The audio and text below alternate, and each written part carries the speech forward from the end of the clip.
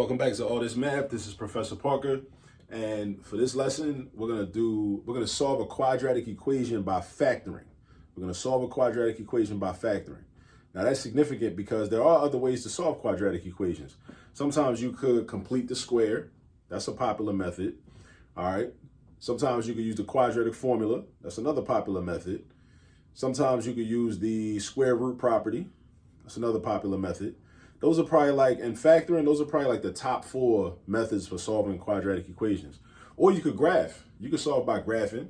If you know how to graph parabolas, you could do that too. So that's like 5, like the 5th way.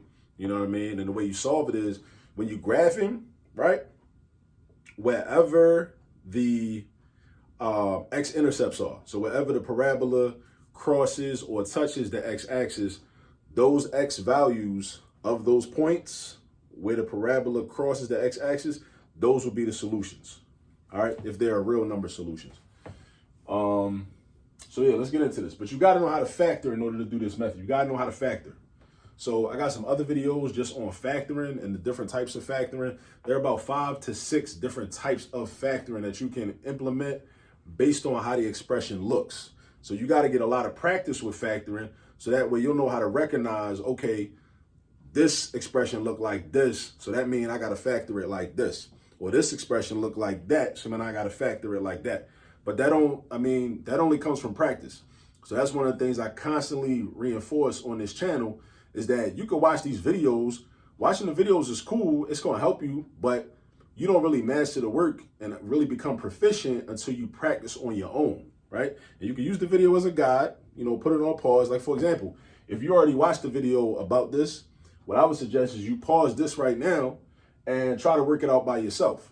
And then if you get stuck, then hit play so you can see what I'm doing. Or finish it and then hit play to see if I did it the same way you did it. And I'm not always going to do it the same way you do it, but we got to make sure that you get to the same final answer and that when I check the work that, you get the same answer from checking it. So, all right, dig it. You want to solve by factoring. Before you can solve a quadratic equation, how do I know this is quadratic? Because my biggest exponent I see is a 2. That exponent is a 2, and dealing with the variables, That exponent is a 2. This is an invisible 1, because with x, if it's just x, that's x to the first power. But you don't got to write the 1. That's another x. So that's x to the first power, but you don't got to write the 1. So the biggest exponent is a 2, so that means this is a quadratic equation. It's an equation because it's got an equal sign in it. And you got stuff on the left side, you got stuff on the right side. All right, first step, put it in standard form. You got to know what standard form look like. Standard form means everything is on the left side of the equal sign, and all you got on the right side is a 0. Right now, we don't have that. But we can change this up to make it look like that. So what we got to do is move this negative 2x and this positive 1 to the left-hand side. Move the negative 2x and the positive 1 to the left-hand side. So you might want to put that in your notes, right? You should be taking notes while you're watching this video, right? Slide the negative 2x over here, slide the 1 over there. When you do that, the signs of these two are going to change. So this is going to become a positive 2x. This is going to become a negative 1. So watch, this is what it's going to look like. All right, I'm going to do this step by step for you. So I'm going to do x squared plus 6x plus 1, because don't none of this change, right? Plus 2x minus 1 is equal to, now think about it. If I move this and this over to the left-hand side, it's nothing left on the right-hand side. So how do I represent nothing mathematically? Nothing, I represent that with a 0. So I got x squared plus 6x plus 1 plus 2x minus 1 is equal to 0.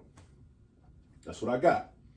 All right, now I want to combine like terms to kind of clean this up. Whenever you can combine like terms, combine like terms.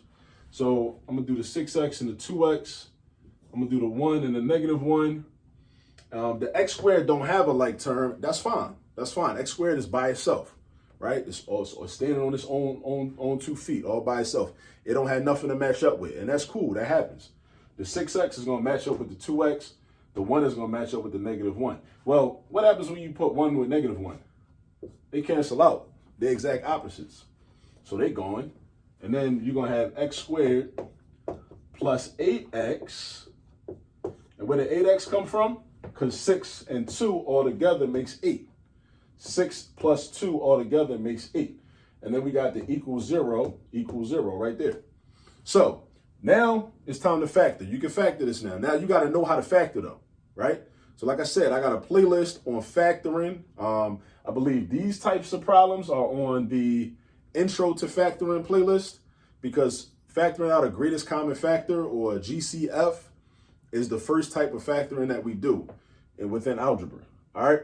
So check that playlist if you're not real strong on factoring out GCF. So what's the GCF of this expression? The greatest common factor of this expression. That's the term that these two terms have in common. All right. So you see an X right here. I see an X right here. The coefficient of this is a 1. The coefficient of this is an 8. So that's a way to look for the GCF. You look at the coefficients first. Let me break this down real quick. But like I said, still go to the other playlists and look at the other videos, but I'm going to break it down real quick. First, you look at the coefficients. What's a coefficient?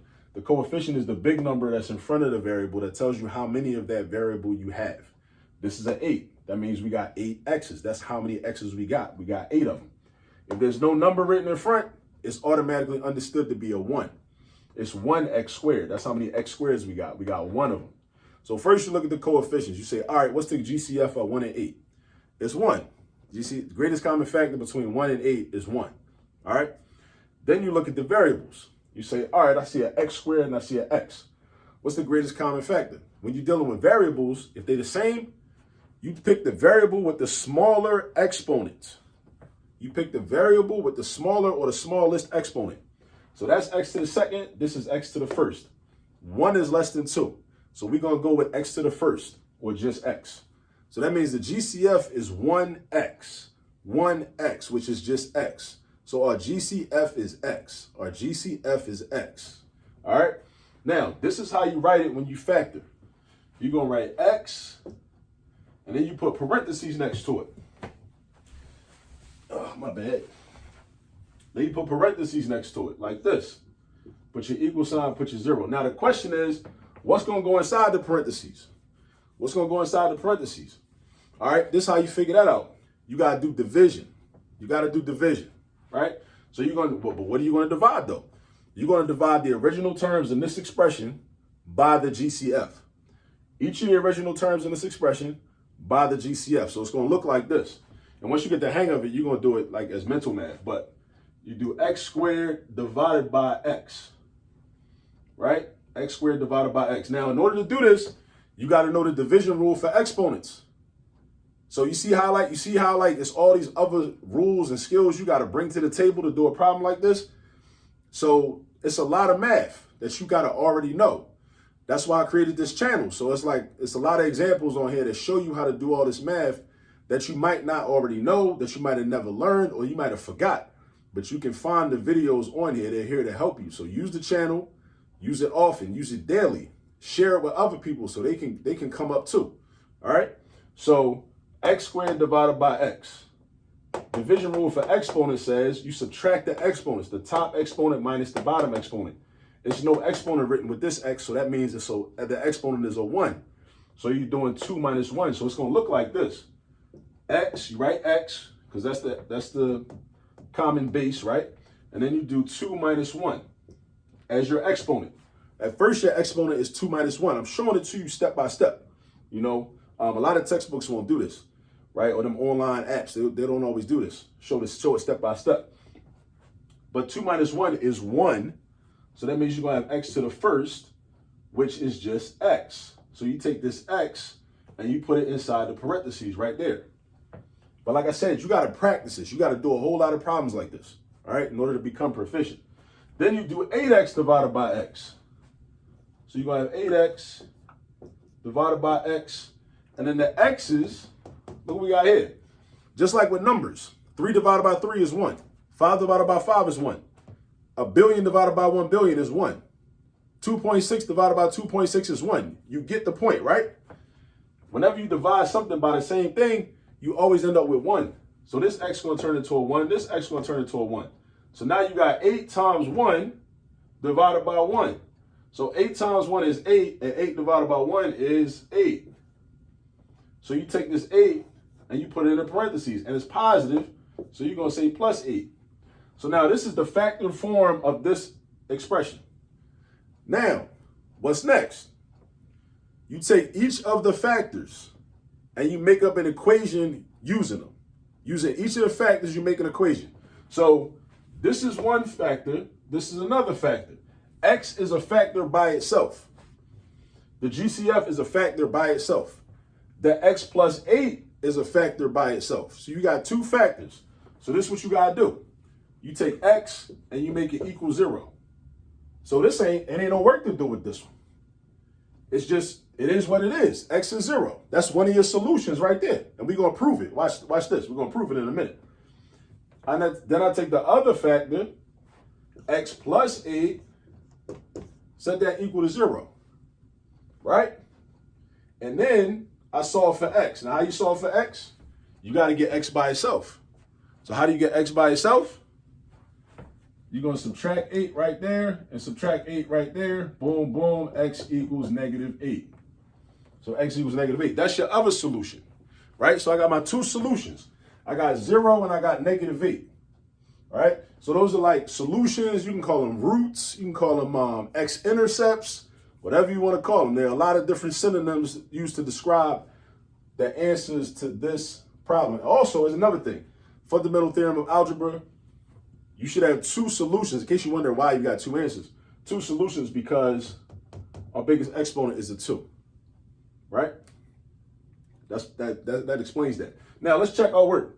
So if I check my work, I want to check to make sure 0 is right. So I'm going to take a 0 and I'm going to plug a 0 in wherever I see an X at. So that means I'm going to do 0 squared plus 6 times 0 plus 1 is equal to -2 times 0 plus 1. I know that's a little cramped up, but it's cool. So 0 squared is just 0. 6 times 0 is just 0. You got 1 on the left side. -2 times 0 is just 0. Then you got 1 on the right side. That's a true statement. That's true. So when you get a true statement in math, when you get the truth, that means you got a correct answer. Only correct answers give you the truth. So that's what we're looking for. We're looking for correct answers. We're looking for the truth, right? And the correct answers give us the truth. 1 equals 1. That's the truth. 1 is 1. That's the same. 1 is the same thing as 1. That's the truth. So that means that since this gave me the truth, this is a valid answer. It's a valid solution. Then we do the same thing with -8. We're going to say -8 in parentheses squared plus 6 times -8 plus 1 equals -2 times -8. Don't forget no negative signs. Don't forget no negative signs. You got to keep your negative signs. Now, -8 squared is not -64. It's not. It's positive 64 because you're doing -8 times -8. You got to put this -8 in parentheses if you're going to do the check. You got to put the -8. If you were substituting for the X, you got to put the -8 inside parentheses with the exponent 2 outside. You got to do that. All right. So we got 64 and then 6 times -8 is -48 plus 1. And then -2 times -8 is 16 plus 1. 64 minus 48, you got to know how to do arithmetic. Mental math. 64 take away 48, that's 16. And I know that. The reason I know that for real is because I know 16 times 4 is 64, and I know 16 times 3 is 48. So the difference got to be a whole 16, right? It's a 16 between 64 and 58. So that's 16 plus 1. And that's 16 plus 1. Ain't these two the same? 16 plus 1 is the same thing as 16 plus 1. Or if you want to keep going, we can keep going. 17 equals 17. 17 is the same thing as 17. So remember, in math, only correct answers give you the truth. 17 is 17. That's the truth. We're not lying. 17 is 17. So that means -8 is true. If we got something like 17 equal 19, that ain't true. So then we would be looking at -8 like with a side eye, like, huh? What you talking about? How you trying to tell me that 17 is the same thing as 19? You frauding, right? But sometimes this could happen. You could have the correct answer, but you might have made a mistake while you were checking it. That happens sometimes too. So if that ever happens, if you come up with a solution that you think is not true, first check your check. Check your check first. Check what you did to check it first. Do that first. And then go back and see if you made a mistake somewhere. All right? But sometimes there are problems where you will have what we call extraneous solutions, where even though you do the math correctly, the solution still doesn't work in the original problem. You'll see that with logarithmic equations sometimes. You'll see that with radical equations sometimes. You know, and there's some others I can't think of right now, but you will see that though sometimes. Sometimes you'll have extraneous solutions. Solutions that don't solve, answers that don't answer, explanations that don't explain. That's something Dr. King talked about back in the 60s. And Fred Hampton talked about that too, you know, before he got assassinated. They both got assassinated. It was both talking that talk. You know what I mean? But anyway, get some more practice with these type of problems. Solving quadratic equations by factoring. Ask your teacher, ask your professor, ask whoever. Go online, find some problems that look like this. Use this video as a guide. Go get some practice. I'm trying to tell you, go get some practice so you can get proficient. All right? All right, so you go get some practice. I'll catch up with you on the next video. Peace.